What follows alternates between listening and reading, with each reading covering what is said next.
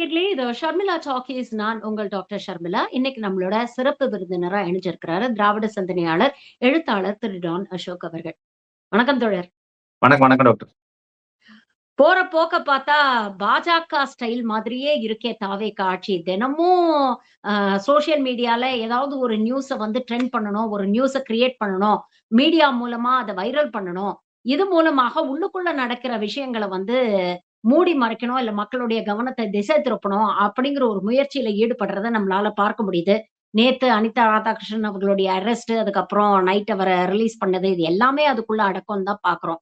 சரி, இந்த மேலோட்டமான அரசியல தாண்டி உள்ளுக்குள்ள என்ன நடக்குது அப்படின்னு பார்த்தோம்னா, அப்பட்டமான ஒரு குதிரை பேர அரசியல் நடக்குது. அடுத்த கட்சிய உடைச்சு அங்கேருந்து ஆளுங்கள கூட்டிட்டு வர விஷயங்கள் வந்து அப்பட்டமா நடந்துகிட்டு இருக்கு. தாவேகா புதிய அரசு. அவங்களுக்கு அனுபவம்லாம் இல்ல. அவங்க அரசியலுக்கு புதுசு அப்படின்னு நாம நினைச்சுட்டு இருக்கும்போது, நாங்க அப்படியெல்லாம் இல்ல. நாங்க பாஜகவுக்கும் மேல அப்படிங்கிற ஒரு விஷயத்த வந்து தொடர்ந்து நமக்கு நாளுக்கு நாள் உணர்த்திட்டு இருக்கிறாங்களே. இத எப்படி பார்க்குறீங்க? ஏன் டிவிக்கே இப்படி நடந்துக்கிறாங்க? நம்ம அனுபவம் இல்லைன்னு சொன்னது நிர்வாகத்துல, ஆட்சிய ஒழுங்கா பண்றதுல, ஒன்றிய அரசுகிட்ட நிதிய வாங்குறதுல, உரிமைகள வாங்குறதுல, மக்கள பாதுகாக்கிறதுல, சட்டம் ஒழுங்கை பாதுகாக்கிறதுல. அதுலதான் அவங்களுக்கு அனுபவம் இல்லைன்னு சொன்னோம். ரவுடித்தனம் பண்றதுல எல்லாம் அவங்களுக்கு அனுபவம் அந்த இந்த காலத்துல இருந்தே இருக்கு. ரசிகர் மன்ற காலத்துல இருந்தே இருக்கு. நீங்க நான் கூட இந்த மரிய வில்சன் யார் வீட்டுக்கோ போய் தான் சண்டை போட்டாரு, கட்டையை தூக்கிட்டு போயின்னு இது வரைக்கும் நினைச்சிட்டு இருந்தேன். பார்த்தா சொந்த சகோதரர் தான். சொந்த சகோதரர் வீட்டுக்கு போய் தான் அப்படி கத்தி நாக்கம் அடிச்சு, அது கேவலமா இருக்கு. அந்த போட்டோவை பார்த்தாலே பாண்டிச்சேரி கோர்ட்ல கிரிமினல் கேஸ் ஆஜராக சொல்லியிருக்கிறாங்க. அதனால இந்த ரவுடித்தனத்துமோ இன்னைக்கு அவர் இதுக்கோ ஆஜர் ஆகல தாவே தோழர். இன்னைக்கு அவர் ஆஜர் ஆகலங்கிறது தான் இன்னைக்கு அவர் ஆஜர் ஆகல அப்படி அப்படிங்கிறது தான் லேட்டஸ்ட் நியூஸ். அப்ப இது அவங்களுக்கு புதுசு கிடையாது. அதுவும் போக ரொம்ப கிளியரா ஒரு விஷயம் தெரியுது. அவங்களுக்கு தெளிவா தெரியுது, நம்ம ஒரு ஃப்ளூக்ல இந்த மக்களை ஒரு முறை முட்டாளாக்கி ஜெயிச்சிட்டோம். இப்ப நம்ம உண்மையிலேயே ஒரு அரசியல் கட்சியாக மாற வேண்டிய தேவை இருக்கு. அப்ப அதற்கு என்ன தேவைன்னா அரசியல்வாதிகள் தேவை. அது நல்ல அரசியல்வாதிகளா கெட்ட அரசியல்வாதிகளாங்கிறது வேற. நல்ல அரசியல்வாதிகள் தாவேக்கால சேர மாட்டாங்கன்றதுனால எங்கெல்லாம் புழு பூச்சி, நேத்து ஆலந்தூர் பாரதி அவர்கள் ரொம்ப தெளிவா சொன்னாரு. எங்கெல்லாம் கேவலம் இருக்கோ எல்லா கட்சியில இருக்கிற குப்பையும் குப்பலாரி அள்ளிட்டு போற மாதிரி தாவேக்கால எல்லா கட்சியில இருந்தும் குறிப்பாக அதிமுக இருக்கிற குப்பைகள் எல்லாம் தாவேக்கா லாரியில தூக்கிப்பட்டு போகுதுன்னு சொல்லி இந்த விஜயபாஸ்கர்லாம் சீரு கொண்டு போனாரு எடப்பாடிக்கு. உங்களுக்கு ஞாபகம் இருக்கா? எடப்பாடி முதல்வர் ஆனப்ப சீரு கொண்டு போனாரு. அதாவது ஓவரா நடிக்கிறவன் தான் 9 இடத்துல குத்துவான்னு சொல்லுவாங்க. அது மாதிரி இன்னைக்கு விஜய் போய் சேர்ந்த உடனே செல்ஃபி எடுங்க, அடிங்க, அடிச்சு போடுங்க, ட்விட்டர்ல போடுங்க, எக்ஸ்ல போடுங்கன்றாரு. அதாவது இந்த மாதிரியான கேவலமான பிழைப்புவாத குப்பைகள் எல்லாம் சேர்த்து எப்படியாவது நம்ம ஒரு அரசியல் கட்சியா மாறி, ஏன்னா அவங்களுக்கு நல்லா தெரியும் புஷி ஆனந்த வச்சு, இந்த ரமேஷை வச்சு, கீர்த்தனா வச்சு ஒரு கட்சி நடத்த முடியாதுன்னு அவங்களுக்கு தெரியும். மக்களை ரொம்ப நாளா ஒரு கட்சினா கட்டமைப்பு வேணும், தேர்தல் வேலை பார்க்கணும், இதெல்லாம் இவங்களை வச்சு பண்ண முடியாதுங்கிறப்ப அரசியல்வாதிகள் அவர்களுக்கு தேவைப்படும். எம்எல்ஏ தேவைங்கிறது ஒண்ணு, அது போக அரசியல்வாதிகள் தேவைப்படுறாங்க. அதுதான் இப்ப கொஞ்சம் கொஞ்சமா விலை கொடுத்து அசிங்கமாக நீங்க பாஜக கூட ஒப்பிடுறது கூட தவறுன்னு நினைக்கிறேன். ஏன்னா பாஜக கூட இவ்வளவு அக்லியா, நீங்க கரூர்ல ஆதவர்ஜனா பேசினதாகட்டும், கரூரை பற்றி ஆதவர்ஜனா பேசினதாகட்டும், இன்றைக்கு டிவி.கே. ரமேஷ் ஒரு ட்வீட் போட்டிருக்காரு. பாப்பானுக்கு பதில் சொல்ல மாட்டேன்னு சொன்னவங்களுக்கு எல்லாம் சொல்லி, என்னடான்னு பார்த்தா ஆனந்தூர் பாரதி அவர்கள் பாப்பாக்குன்னு சொல்லி நீங்க அதை தப்பா போட்டுருவீங்க, நான் பாப்பான்னு தான் சொல்றேன்னு வேற அந்த பிரஸ் மீட்ல சொல்றதையே இப்படி இவங்க பொய்யா சொல்றாங்கன்னா, இது பாஜக எல்லாம் தூக்கி சாப்பிட்டாங்க பொய் சொல்றதுல. ஏன்னா பொய் சொல்றதை விட பொய் சொல்றது அவங்களுடைய பிறப்புரிமைன்னு நினைக்கிறாங்க. அப்படி பொய் 24 மணி நேரமும் அசிங்கமான பொய். அதையும் மீடியாக்கள் தூக்கி சமூக. நேத்து அனிதா ராதாகிருஷ்ணன் அரெஸ்ட் பண்ணது அவ்வளவு பெரிய செய்தியாச்சு. இன்னைக்கு மரிய வில்சன் ஆஜராகாது பாருங்க. எனக்கு நீங்க சொல்லிதான் தெரியுது. அப்ப எவ்வளவு அண்டர் பிளே பண்றாங்க பாருங்க தாவேகா சம்பந்தப்பட்ட செய்திகளை. இன்றைக்கு இந்த தமிழ்நாடு இவ்வளவு கேவலமான ஒரு நிலைமைக்கு வந்திருக்கு அப்படின்னா அதுக்கு முழுக்க முழுக்க மீடியாக்கள் காரணம் தான் நான் சொல்லுவேன். அதுக்கு இன்னொரு உதாரணம் தான் இந்த விஷயங்கள் எல்லாம். ஓகே. இப்ப தாவேகாக்கு ஆக்சுவலா ஒரு நல்ல ஆப்பர்ச்சுனிட்டி. மாற்றம், ஒரு ஊழலற்ற ஒரு தூய்மையான ஆட்சி குடுப்போம் அப்படின்னு தான் ஆட்சிக்கு வந்தாங்க. மக்களும் ஒரு 35% வாக்குகள குடுத்து அவங்கள தேர்ந்தெடுத்திருக்கிறாங்க. போதுமான அளவு டைமும் எடுத்துக்கங்க அப்படின்னு மக்கள் சொல்றாங்க. நீங்க குடுத்த வாக்குறுதிகள்லாம் இப்ப நிறைவேத்தணும்ன்ற அவசியம் இல்ல. நீங்க கத்துக்கங்க அரசியல் அப்படிங்கிற ஒரு டைம் குடுக்குறாங்க. எதிர்க்கட்சியில இருக்கக்கூடிய திரு மு.க. ஸ்டாலின் அவர்களும் என்ன சொல்றாரு, 6 மாசத்துக்கு நாங்க உங்கள டிஸ்டர்ப் பண்ண மாட்டோம். நீங்க பண்ணுங்க அப்படிங்கிற அளவுக்கு பெருந்தன்மையா சொல்றாரு. சோ இந்த 6 மாசம் அப்படிங்கிற ஆப்பர்ச்சுனிட்டி அவங்க பயன்படுத்திக்கிட்டு, நல்ல ஒரு கவர்னன்ஸ் குடுத்து, முடிஞ்ச அளவுக்கு அவங்க சொன்ன அந்த திட்டங்கள்ல ஒண்ணொன்னா நிறைவேத்த முயற்சி பண்ணி, இது மாதிரி விஷயங்கள் பண்ணும்பொழுது, அது மக்கள் கிட்ட வந்து ஒரு பெரிய ஒரு அக்செப்டன்ஸ ஏற்படுத்தி, இன்னும் இவங்களுடைய கவர்னன்ஸ ஸ்ட்ரெங்தன் பண்றதுக்கு உதவும் அப்படிங்கிறது ஒரு பக்கம் இருக்கக்கூடிய விஷயம். ஆனா, கவர்னன்ஸ் சம்பந்தமான விஷயங்கள் வந்து பிரச்சனைகள் அடுத்தடுத்து வரும்பொழுது, இவர்கள் சொல்லக்கூடிய காரணங்கள் மக்கள் கிட்ட பெருசா எடுபட மாட்டேங்குது. ஒரு உதாரணத்துக்கு சொல்லணும்னா, பட்ஜெட்ல ஏகப்பட்ட கடன் வாங்கிட்டாங்க அப்படின்னு சொன்னாங்க. ஆனா, அது பெருசா வந்து எடுபடல. ஃபியூஸ் எல்லாம் வந்து திமுக காரங்க புடுங்கிட்டு போறாங்க. அதனால தான் கரண்ட் கட்டுன்னு சொன்னாங்க. அதுவும் எடுபடல. பாட்டிலுக்கு ரூ. 10 வாங்குற இடத்துல இப்ப ரூ. 20 வாங்குறோங்க அப்படிங்கிறதுக்கு ஒரு விளக்கம் குடுத்தாங்க. அதுவும் மக்கள் கிட்ட எடுபடல. அப்ப கவர்னன்ஸ் ரீதியாக நம்மளால மக்கள இம்ப்ரெஸ் பண்ண முடியல அப்படிங்கும்போது, எதிர்க்கட்சிக்கு மேல இந்த மாரி அவதூறுகள சொல்லி, ஒரு திசை திருப்பக்கூடிய ஒரு முயற்சியில இறங்குறாங்க அப்படின்னு பார்க்கலாமா? இத டிஸ்ட்ராக்ஷன்னு பார்க்கிறதா? இல்ல எதிர்க்கட்சி தலைவர்களுக்கு ஒரு வார்னிங்ன்னு பார்க்கிறதா? எங்கள பத்தி பேசுனீங்கன்னா, உங்கள கைது பண்ணி உள்ள வைப்போம்.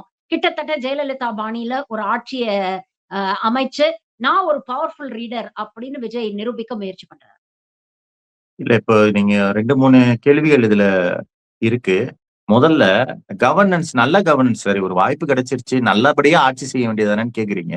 பண்ண முடியாது. இந்த ஒரு பழமொழி இருக்கு தெரியுமா? "சட்டியில இருந்தா தானே அகப்பையில வரும்ன்னு" சொல்லுவாங்க. இப்ப காசு இருக்குன்றதுனால நான் ஒரு ஃப்ளைட்ட வாங்கிட்டேன்னு வைங்க. ஓட்டத் தெரிஞ்சிருமா எனக்கு? நீ இன்னைக்கு நடிகைன்றதுனால ஒரு மாற்று உனக்கு கரெக்ட்டா எல்லாமே அந்த டைம்ல வந்து விழுந்துருச்சு. சோ மெனி திங்ஸ் வந்து உனக்கு அதிர்ஷ்டங்கிற வார்த்தைய தவிர வேற எதுவும் என்னால பயன்படுத்த முடியல. எல்லாமே கொண்டாந்து விழுந்துருச்சு. நீ வந்து முதல்வர் ஆயிட்ட. ஆனால் ஒரு நல்ல நிர்வாகத்தை கொடுப்பதற்கான திறனும், மனமும் முதல்ல மனசு தான் ரொம்ப ரொம்ப முக்கியம். நீங்க அரசியல்வாதிகள் ஏன் நம்ம வந்து படிப்புலாம் இல்ல அப்படிங்கிறோம்னா, எளிய மக்களின் துன்பங்கள அது வந்து கலைஞர்னாலும் சரி, காமராசர்னாலும் சரி, எளிய மக்களின் வாழ்க்கையை, துன்பங்களை புரிந்து கொண்டவர்கள். அதனால தான் நீங்க சிங்கிள் பர்னர் ஸ்டவ் ஈஸியா குடுத்துருக்க இடத்துல டபுள் பர்னர் ஸ்டவ் குடுக்கணுங்கிற எண்ணம் கலைஞருக்கு வருது. ஒரு இதுல வந்து சோறு வைப்பாங்க. இதுதான் ஒரு நல்ல மனம். அவர்களின் ஷூஸ்ல தங்களை போட்டு பார்க்கிற ஒரு தன்மை. அது எங்கேயோ அரண்மனை மாடத்துல உட்கார்ந்து நீங்கலாம் என் அடிமைகள்னு ஸ்விட்ச லைட் ஆஃப் பண்ணி விளையாடுற ஒரு சைக்கோவுக்கு வந்து இயல்பிலே வராது. நீங்க என்னத்த நீங்க பண்ணுங்களேன். நம்ம வந்து விளையாட்டுக்காவது ஒரு நாள் நல்லவனா இருந்து பார்ப்போம்னு கூட அவங்களால இருக்க முடியாது. ஏனால் கெட்டது செஞ்சு, அவதூறு பரப்பி, பொய் சொல்லி, பலரை கொன்று இன்றைக்கு ஏற்பட்டிருக்கிற ஆட்சி தொடர்ந்து இன்னைக்கு வரைக்கும் இந்தியா முழுவதும் இருக்கிற இன்ஃபுளுசர்ஸ்க்கு காசை கொடுத்து இன்றும் பொய் செய்தியை பரப்பி கொண்டிருக்கிற ஒரு கட்சியாக இருக்கு. முழு கவனம் நீங்க பாஜகவை பாத்தீங்கன்னா ஒரு விஷயம் தெரியும். அவங்களோட 15 வருஷம் ஆட்சியுமே எலெக்ஷன்ல ஜெயிக்கணுங்கிறது தான் இருக்குமே தவிர நிர்வாகம் பண்றதுலயே இருக்காது. நீங்க கவர்னன்ஸே அவங்களுக்கு கவலையே கிடையாது. அவங்க எலெக்ஷன்ல ஜெயிக்கணும். அதுக்கு இந்த மக்களை ஏமாத்தணும். அவ்வளவுதான். இதேதான் வந்து தாவேகாவோட இதும். எப்படியாவது இவங்களை ஏமாத்திக்கிட்டே இருக்கணும். இவங்க என்ன நமக்கு போய் ஓட்டு நீங்களே ஒரு விஷயம் சொல்லுங்க. நீங்களே இப்ப ஒரு நிமிஷம் ஆதவர்ஜனா நீங்க ஆதவர்ஜனா நான் வந்து விஜய்னு வச்சுக்கோங்க. சாரி உங்களுக்கு ரொம்ப ஒரு மோசமான கேரக்டர் கொடுத்தேன். இருந்தாலும் கொஞ்சம் அட்ஜஸ்ட் பண்ணிக்கங்க. விஜய்னு வச்சு அதோட மோசமான கேரக்டர் தான் நான் எடுத்திருக்கேன். அதனால நீங்க இது பண்ணாதீங்க. நம்ம 2 பேரும் உட்கார்ந்து பேசுறோம்னா என்ன பேசுவோம்? என்னையா நமக்கு போய் ஓட்டு போட்டிருக்காங்கன்னா இவங்க எப்படி இருப்பாங்க பாரு. மு.க. ஸ்டாலினே கொளத்தூர்ல தோக்கடிச்சுட்டு நம்மள போய் சிஎம் ஆக்கியிருக்காங்கன்னா இவங்களுக்கு நல்லது செய்யணும் அவங்களுக்கு முதல்ல தோணுமா? அவங்களோட பிரைவேட் கான்வர்சேஷன்ஸ் இந்த மக்களை பற்றி எப்படி இருக்கும்? கரூர்ல 40 பேரை கொன்னுட்டும் போய் அவரை பற்றி புகழ்ந்து பேசுறாங்கன்னா இந்த மக்கள் மீது ஏற்கனவே மக்களை புழுக்கள் போல பார்க்கும் ஒரு மனிதனுக்கு அதிகாரமும் கிடைச்சதற்கு பிறகு இன்னும் மோசமா தானே அந்த மக்களை வந்து பார்க்க தோணும். அப்ப அதனுடைய ஒரு பரிமாண வளர்ச்சி தான் ஒருமையில அனிதா ராதாகிருஷ்ணன் என்ன பேசிட்டாருன்னு பார்த்தா ஒருமையில பேசிட்டாரு. நான் கேட்கிறேன் தமிழ்நாட்டுல நடிகர்களை ஒருமையில் பேசாத வீடு என்ன இருக்குது? இன்னொன்னு ஒருமையில் பேசினா கைதுனா சீமான் எல்லாம் வாழ்க்கை ஃபுல்லா 10 ஆயுள் தண்டனை வாங்கி உள்ளதான் இருக்கணும். யாரு அப்ப வந்து ஜெயலலிதாவே ஒருமையில் பேசினதுக்கு கைது பண்ணது இல்ல. ஜெயலலிதாவே கைது பண்ணது இல்ல. வெளிப்படையா பேசினாரு. நயினார் நாகேந்திரன் தேர்தலுக்கு முன்னால வெளிப்படையா பேசினாரு. அந்த வீட்ல இருந்து வெளியில வர சொல்லு அப்படிங்கிற அளவுக்கு அங்க கை வைக்க முடியாதுல்ல. நீங்க அதுக்காக கொண்டு போய் நீங்க டிரான்ஸ்பார்மர்ல கை வைக்க சொன்னீங்கன்னா நீங்க அங்க நாங்க கை வைக்க மாட்டோம்ல. நீங்க ஒண்ணும் இல்ல. ஒரு ஜட்ஜுக்கு வட மாநிலத்துல ஒரு இஸ்லாமிய ஜட்ஜு இந்த பசு காவலர்னு சொல்லிட்டு திரியிற ரவுடி பயல்களுக்கு எதிரா தீர்ப்பு கொடுத்தாங்கன்னு கொலை மிரட்டல் கொடுத்திருக்காங்க. அதை கண்டித்து கையெழுத்து போட்ட கட்சிகள் எது தெரியுமா இருக்கு? காங்கிரஸ், திமுக எல்லாம் இருக்கு. தாவேகாவே இல்ல. அப்ப இவர்களுடைய லட்சணத்தை பாருங்க. அப்ப இவ்வளவு கேவலமான ஒரு பாஜகவிற்கு தொடை நடுங்குகிற ஒரு கட்சி தான் வந்து விஜயின் கட்சி. அங்க போய் வைக்க முடியலன்னு இங்க கை வச்சுக்கிட்டு இந்த மாதிரி டிராமா பண்ணிக்கிட்டு கோட்டை போட்டுக்கிட்டு பொய்ய சொல்லிக்கிட்டு, அதாவது மக்கள் கொஞ்சமாவது உணரணும். சுயமரியாதை இல்லாம இருக்க நீங்க யார வேணா தோக்கடிங்க, யார வேணாலும் ஜெயிக்க வைங்க. ஆனால் உங்களை மனிதர்களாக கூட மதிக்காத ஒருத்தரை தேர்ந்தெடுத்திருக்கிறீங்க அப்படிங்கிறது விரைவில் மக்கள் வந்து முழுதாக உணர வேண்டும்ங்கிறது என்னுடைய ஒரு கோரிக்கையாக இருக்கு. பாஜக ஆர்எஸ்எஸ் ஓட பி டீம் அப்படின்னு சொல்லி பிரச்சாரம் பண்ணாங்க. ஆர்எஸ்எஸ் பெற்றெடுத்த குழந்தை அப்படின்னு விமர்சனம் பண்ணாங்க. அதுக்கப்புறம் ஜனநாயகத்தை காப்பாத்தணும், இந்த ஆட்சியை எப்படியாவது காப்பாத்தணும், இல்லைன்னா பாஜக உள்ள வந்துரும் அப்படின்னு போய் கூட்டணியில சேர்ந்தாங்க. அதுக்கப்புறம் ஆட்சியில பங்கு, அதிகாரத்தில் பங்குன்னு வாங்குனாங்க. அடிப்படை கொள்கையில ஏதாவது ஒற்றுமை இருக்கான்னு பாத்தீங்கன்னா, ஆட்சியில பங்கு வகிக்கிறதுல எல்லார்கிட்டயும் ஒரு ஒத்துமை இருக்கு அப்படிங்கிறத பாக்குறோம். ஆனா இன்னைக்கு தாவேக நிர்வாகிகள் முட்டு கொடுக்கறத விட, கூட்டணி கட்சி தலைவர்கள் தான் இன்னும் அதிகமா வந்து தாவேக அரசுக்கும், விஜய்க்கும் முட்டு குடுத்துக்கிட்டு இருக்காங்க அப்படிங்கிறத நம்மளால பார்க்க முடியுது. ஏன் இத செய்றாங்க? என்ன தேவை இப்ப வந்தது? என்ன அவசியம்? நீங்க அதிகாரம் வரும்போதுதான் ஒருத்தனுடைய நல்ல தன்மை வந்து தெரியும். இப்ப முன்னாடி நான் சொல்றது ஒரு 15 வருஷத்துக்கு முன்னாடி வைகோ நல்லவரு, வைகோ நல்லவரும்பாய்ங்க. வைகோ வந்து ஊழல் கரையப்படியாதவர். அப்ப சீசன்ல வந்து வைகோ இருந்தாரு. இன்னைக்கு எப்படி நம்ம திரும்ப இவங்க எல்லாம் பேசுறோமோ, அந்த சீசன்ல வந்து வைகோ இருந்தாரு. வைகோ ஊழல் கரையப்படியாதவர்பாய்ங்க. அப்ப நான் கேட்டது என்னன்னா, ஒருத்தங்கிட்ட நீ பணப்பெட்டியை குடுத்தாதான் அவன் ஊழல் பண்றானா இல்லையானே தெரியும். வாட்ச்மேனால ஊழல் பண்ண முடியாது. நீங்க என்னைக்குமே வாட்ச்மேனா இருக்கிற வரைக்கும் ஊழல் பண்ண முடியாது. அவன் எதுக்கோ ஒண்ணு பொறுப்பாகுறான். லாக்கர் சாவியை குடுத்தாதான் ஊழல் பண்ணுவானேன்னு தெரியும். அது போல இன்றைக்கு அதிகாரம் வந்திருக்குது. அது போக ஆதவ் அர்ஜுனா வந்து ஒரு எக்ஸ்ட்ரீம் மேனிபுலேட்டர். நீங்க எக்ஸ்ட்ரீம் மேனிபுலேட்டர். நான் அவரை நான் வந்து தொடர்ந்து கவனிக்கிறதுல சொல்றேன். தன்னுடைய சுயமரியாதையை கூட இழந்து ஒருவரை வந்து அண்ணே அண்ணே அண்ணே அண்ணன் இந்த கூட கும்பிடு போட்டு ஆபீஸ்ல எல்லாம் சில பேர் தங்களுக்கு வேணுங்கிறத செய்வாங்கல்ல. அதற்கும் இவங்க வந்து மயங்குறாங்க. இது வந்து வெறுமனே கூட்டணி கட்சிகள் சண்முகம் எல்லாம் பேசுறாருன்னா, இது வெறுமனே நம்ம வந்து சோஃபா அதிகாரம் அது இதுன்னு சொல்லிட்டு போக முடியாது. அந்த எக்ஸ்ட்ரீம் மேனிபுலேஷனுக்கு விக்டிம் ஆகுறாங்க. அவங்க அவங்க இவ்வளவுதான் இவங்கன்றத காட்டுறாங்க. நீ ஆதவர்ஜுனா போய் வாசல்ல நின்னுகிட்டு வரவேற்கிறாரு. இதெல்லாம் தெரியும். ஆனா இவங்களுக்கு இதை பண்ணா பத்தாதானே. ஆதவர்ஜுனா எப்படி பேசுவாருன்னு எனக்கு அப்படியே விஷுவலைஸ் பண்ண முடியுது. ஆனா இவங்களுக்கு இதை பண்ணா பத்தாதானே, பண்ணா அப்படியே நம்ம கூட தானே கிடப்பாங்க. இப்ப பாருங்க, கிட்டத்தட்ட விஜயின் ரசிகர் மன்ற தலைவர்கள் போல இந்த 3 கட்சி தலைவர்களையும் பேச வச்சுட்டு இருக்காங்க. அட்லீஸ்ட் அமைதியாவது இருக்கலாம்ல. நான் என்ன கேக்குறேன், நீங்க அமைதியாவது ஆனா பேச வைக்க முடியுதுன்னா 3 விஷயம். அவங்க எக்ஸ்ட்ரீம் மேனிபுலேஷனுக்கு உள்ளாகுறாங்க. 2வது இன்றைக்குதான் அவங்களுக்கு அதிகாரம்னு ஒண்ணு கிடைச்சிருக்கு. ஆட்சியில அதிகாரம்ன்றது கிடைக்குது. அது அது அவங்களால தாங்க முடியல. 3வது விஜய்ன்ற பிம்பத்துக்கு எப்படி ஒரு சராசரியான ஒரு மனிதன் மயங்குகிறானோ, எப்படி ஒருத்தன் ஐயோ அவரே விஜயே வராரு, அவரே பாக்குறாரு, கையாலேயே சாப்பிடுறாருங்கிறத நம்பும் அல்லது அவரே நம்மளை கூப்பிடுறாருன்றத நம்புகிற ஒரு கேவலமான அந்த கூட்டணி கட்சிகள் எல்லாம் கையை தூக்குறாங்களே, அதுல விஜயே இல்ல. இது மாதிரி திமுக பண்ணியிருந்தா சும்மா இருந்திருப்பீங்களா நீங்க? இப்ப அந்த வீடியோ வருது, கூட்டணி கட்சிகள் எல்லாம் இப்படி வந்து கைய எல்லாரும் தூக்குற மாதிரி, விஜயே இல்ல அதுல. அப்ப இது போல திமுகவுல எம்கேஎஸ் இல்லாம 2ஆம் கட்ட 3ஆம் கட்ட தலைவர்களை வச்சு இப்படி கூட்டணி கட்சிகளை எல்லாம் கையை தூக்க விட்டுருந்தா இந்த இது வந்து மீடியாக்கள் எவ்வளவு பரபரப்பா போட்டிருப்பாங்க. கூட்டணி கட்சிகளை அவமதித்த திமுகன்னு தலைப்பு வந்திருக்கும். ஆனால் நீங்க யாரு போனாலும் விஜயை பார்க்க முடியாது. விஜய் யார்கிட்டையும் பேச மாட்டாரு. விஜய் ஏதோ ஒரு அரண்மனை மாளிகையில இருந்து இப்படியே பாக்குற இளவரசி மாதிரி இந்த சுயம்பரத்துல பாக்குற அந்த பழைய படத்துல காட்டுவாங்க. வர்ற இளவரசர்கள் எல்லாம் இளவரசி இப்படி பாப்பாங்க மாடத்துல இருந்து. அது மாதிரி இவர் பாப்பாருன்னா இதற்கெல்லாம் இவர்கள் மயங்குறாங்க. இவர்களுடைய தரம் இது வந்து இந்த தாவேக்கா ஆட்சிக்கு வந்ததுல இருந்து தாவேக்கா எக்ஸ்போஸ் ஆகுதோ இல்லையோ, இது வரைக்கும் நல்லவர்களாக நாணயமானவர்களாக நாங்கெல்லாம் அப்பழுக்கற்றவர்கள் நடித்து கொண்டிருந்தவர்களின் கேவலமான முகம் வந்து அப்பட்டமா வெளிப்படுது. கண்ணு முன்னாடி ஒருத்தர் எம்எல்ஏவை வாங்கி கூச்சிக்கிட்டு இருக்கான். ஏதோ இந்த பிக் ஃபண்டுக்கு கார்டு சேர்ப்போம், இந்த சச்சின் கார்டு, கங்குலி கார்டு, அது மாதிரி ஒரு அதிமுக இருந்து ஒவ்வொரு கார்டா சிவி சண்முகம் கார்டு, விஜயபாஸ்கர் கார்டுன்னு ஒருத்தர் சேர்த்துட்டு இருக்கிறாரு. அதை சொல்ல வக்கு இல்லாத சண்முகம் திமுகல விலை பேசுவதாக ஒரு வதந்தி வந்துச்சான், ஒரு செய்தியாம். அதனால இவருக்கு அப்படியே கொந்தளிக்குதான் உள்ள. இதெல்லாம் ரொம்ப அருவருப்பாக இருக்கிறது. இது வரைக்கும் உங்களை எல்லாம் ஏதோ ஒரு போராளியா பார்த்துட்டு இருந்த ஒரு அப்படியாவது அட்லீஸ்ட் ஏமாத்திக்கிட்டு இருந்தீங்க. இன்னைக்கு நீங்க தான் முழுமையாக எக்ஸ்போஸ் ஆகி நிக்கிறீங்க அப்படிங்கறதுதான் நான் அவர்களுக்கு சொல்ல விரும்புகிற ஒரே ஒரு செய்தி. விஜய் ஏன் இவங்களோட எல்லாம் தென்படுறத வந்து தவிர்க்கிறாரு அப்படின்னு நினைக்கிறீங்க? ஒருவேளை இவங்களுக்கு தேவையான நம்பர்ஸ் வந்து இடைத்தேர்தல்ல ஒரு தனி மெஜாரிட்டி அப்படிங்கிறது நமக்கு கிடைச்சிட்டா, இவங்க எல்லாம் நமக்கு தேவைப்பட மாட்டாங்க. எதுக்கு இவங்களெல்லாம் வந்து நம்ம தேவையில்லாம சுமக்கணும் அப்படின்னு நினைச்சு விலகி நிக்கிறாரா? இல்லங்க. அது அவருடைய அந்த சூப்பர் ஸ்டார் அந்த அந்த கிங் இமேஜ்ங்க அது. அதனாலதான் மக்கள்ட்ட நீங்க அடிக்கடி ஏன் அவர் தேர்தல் பரப்புரைய ரத்து பண்ணாம 10 தடவ வந்தா மக்களுக்கு அந்த முகம் போர் அடிச்சிரும். அது வந்து எந்த அளவு நீங்க ரேரா அந்த ஒரு கார்ட எந்த அளவு ரேரா காட்டுறீங்களோ, அந்த அளவுக்கு அது மதிப்புன்றது அந்த ஒரு உளவியல் இதுலதான் அவங்கள பொறுத்த வரைக்கும் மக்களும் ஒண்ணுதான், இவங்களும் ஒண்ணுதான். சண்முகமும் ஒண்ணுதான், காதர் மேதினும் ஒண்ணுதான், எல்லாருமே ஒண்ணுதான். அதனால இவங்க கிட்ட வந்து நம்ம தள்ளியே இருக்கணும். எப்பயாவது தான் வரணும். விஜய் வர்றாருன்னா அது வந்து ஒரு ஒரு பெரிய விஷயமா தான் இருக்கணும். சும்மா ம். எல்லாத்துக்கும் வரக்கூடாதுல்ல. ஏன்னா அவருடைய கால் வந்து தரையிலேயே படக்கூடாதுங்கிறது தான் அவருடைய அந்த ஒரு டெக்னிக்காக இருக்கிறது. நம்மள மாரி ஆளு தான் விஜய் பக்கத்துல நின்னாலும் நமக்கு அவனும் ஒரு மனுஷன் தான். அவனையும் குத்துனா ரத்தம் தான் வரும். உள்ள ரத்தம் தான் ஓடுது. சதையும் நரம்பும் அடிச்சா வலிக்கிற ஒரு சாதாரண மனுஷன் தான். நோய் வரும். நோய் வரும், முடி உதிரும், விக்கு வைக்க வேண்டியது இருக்கும். எல்லாமே நமக்கு தெரியும்.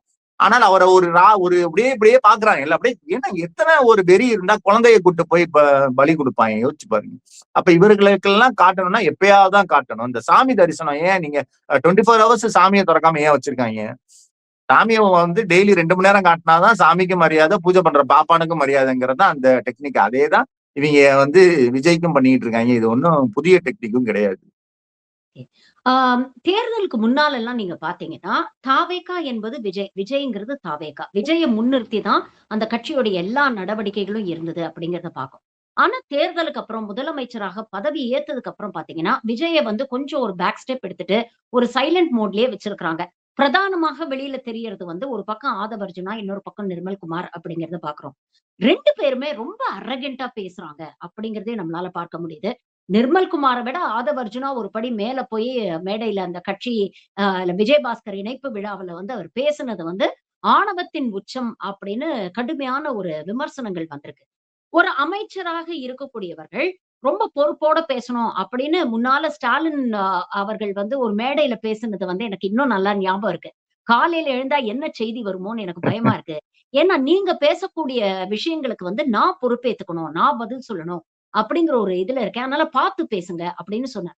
ஆனா இங்க பார்த்தீங்கன்னா, அப்படிப்பட்ட எந்த ஒரு ரெஸ்பான்சிபிலிட்டியுமோ, ஒரு கவலையுமோ இல்ல. நாம பேசுற விஷயங்கள் நாளைக்கு நம்ம தலைவரையே வந்து எதிர்மறையான விளைவுகள் ஏற்படுத்தலாம், பாதிக்கலாம். அப்படிங்கிற எந்த கவலையும் இல்லாம ஆதவ் அர்ஜுனா பேசுறாரு.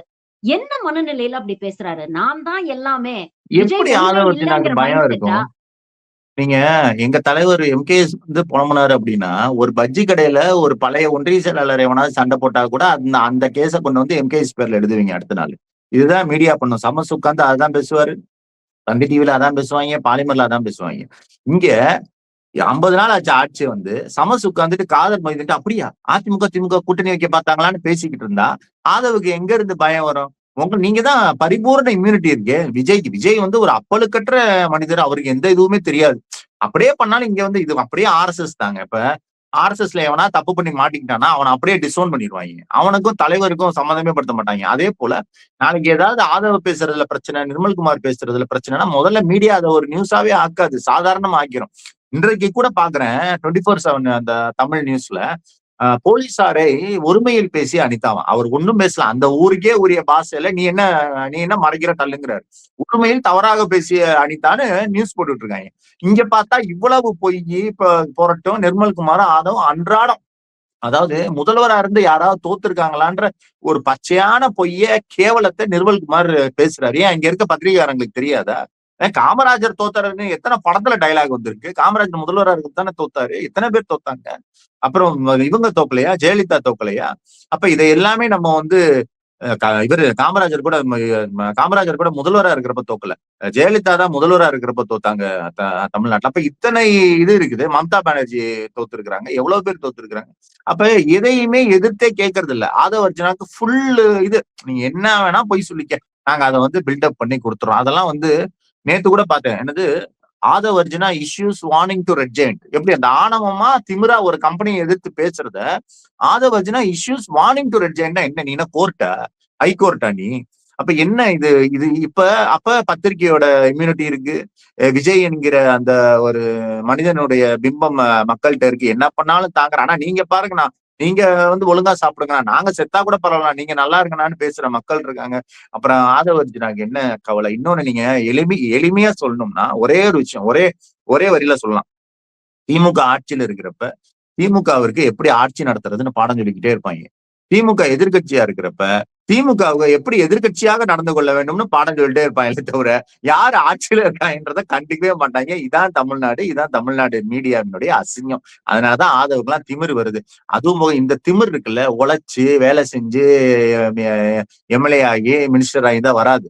இப்போ உதயநிதி கூட நம்ம ஈஸியா சொல்றோம் வந்துட்டாருங்க. சேப்பாக்கத்துல அவர் சுத்தாத தெரியவே கிடையாது. உதயண்ணான்னு யாராவது பொண்ணு கூப்பிட்டு அவருக்கு உதவி கேட்டா உடனே அந்த அளவு வேலை பார்த்திருக்கிறாரு கோவிட் டைம்ல. ஆனால் வேலையே பார்க்காம ஆட்சிக்கு வந்தவர்கள் எப்படி அவங்களுக்கு திமிர் இருக்கும்னா, இந்த சரஸ்வதி சபதத்துல கேஆர் விஜயா பிச்சைக்காரியா இருப்பாங்க.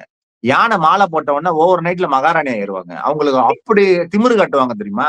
அந்த திமிரு தான் இன்னைக்கு தாவேகாவினுடைய முதல்வர்ல இருந்து அமைச்சர்கள்ல இருந்து ஒன்றிய செயலாளர் வரைக்கும் எல்லாருக்கும் இருக்கு. இந்த திமிருக்கு விரைவில் மக்களே அடக்குவார்கள் என்பதை நம்ம பொறுத்திருந்து கண்டிப்பா பார்க்கலாம்.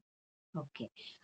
தாவேகாவை ஹேண்டில் பண்ற விதத்துல திமுக எங்கேயாவது மிஸ் பண்றாங்கன்னு நினைக்கிறீங்களா? ஏன்னா பிஜேபிய ரொம்ப அழகா ஸ்டாலின் ஹேண்டில் பண்ணாரு அப்படிங்கிறத பார்த்தோம். அதாவது எப்பவுமே மற்ற மாநிலங்கள்ல பிஜேபி தான் நரேட்டிவ செட் பண்ணுவாங்க. மத்தவங்க எல்லாம் டிஃபென்ஸ் ஆடுவாங்க. ஆனா தமிழ்நாட பொறுத்த வரைக்கும் ஸ்டாலின் அவர்கள் தான் நரேட்டிவ செட் பண்ணுவாரு. பிஜேபிய டிஃபென்ஸ் மோட தள்ளிட்டாரு. கிட்டத்தட்ட அப்படிதான் இன்னைக்கு தாவேகா ஒரு நரேட்டிவ செட் பண்ணி திமுக ஒரு டிஃபென்ஸ் மோட்ல ஒரு விளக்கம் கொடுக்கக்கூடிய ஒரு மோட்ல தள்ளிட்டாங்களோ.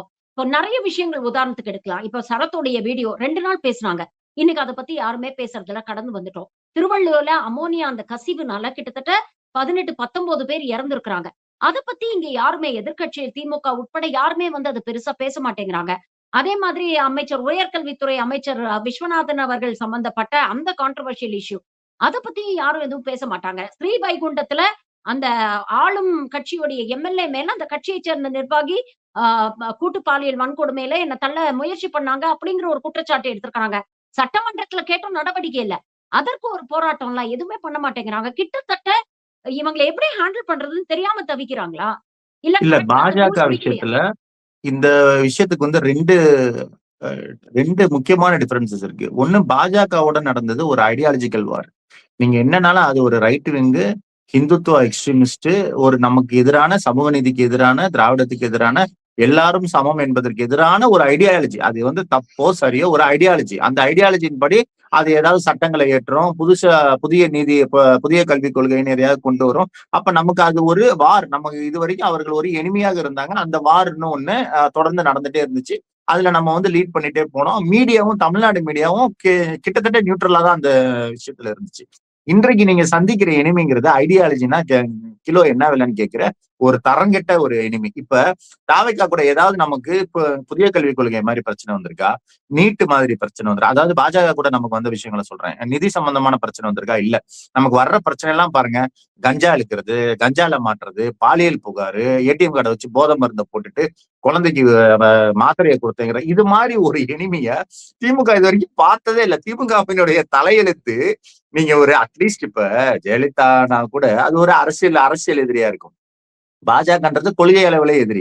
இது தாவேகா மாதிரி ஒரு அருவருப்பான இவன்ட்ட என்ன சண்டை போடுறது? இப்ப யாருக்குமே எடுத்த உடனே ஒரு குழப்பம் தானங்க. நீங்க இவன் போய் எவ்வளவு சண்டை போட்டு இவன் போய் காலை தடவுறாங்க, பேட் டச் பண்றாங்க குழந்தைய, ஒரு அமைச்சர் பேட் டச் பண்றாங்க. அப்ப எனக்கு என்ன ரொம்ப கவலையா இருக்குன்னா அந்த குழந்தைங்க யாருக்குமே அது பேட் டச்னு தெரியல. அமைச்சருக்கு தெரியலன்றது விடுங்க, அந்த குழந்தைகளுக்கும் தெரியல. அப்ப நம்ம அந்த குழந்தைகளுக்கும் சொல்லி கொடுக்கல. அது நடக்குது. ஒருத்தன் ஓபன் கிரவுண்ட்ல போதை மருந்தை போட்டுட்டு தக் லைஃப்னு போடுறான்.